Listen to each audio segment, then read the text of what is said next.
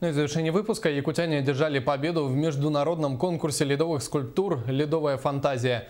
Композиция «Мелодия якутского хомуса» была удостоена гран-при и принесла Василию Аргунову и Григорию Гуляеву 200 тысяч рублей. Второе место досталось скульпторам из Хабаровска, третье место заняли представители Великобритании.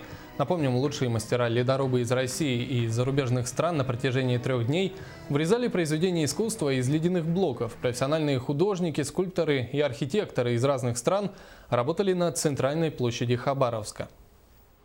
И вот здесь они смогли передать вот именно вот хомус, вот это дребезжание, бум-бум-бум-бум, вот эти вещи, конечно же, они смогли передать вот в этой композиции, вот в этом дребезжании, в каких-то там лошадки какие-то скачут, и все это многопланово, многодельно, очень тонко, очень красиво, очень изящно, очень воздушно, очень прозрачно так.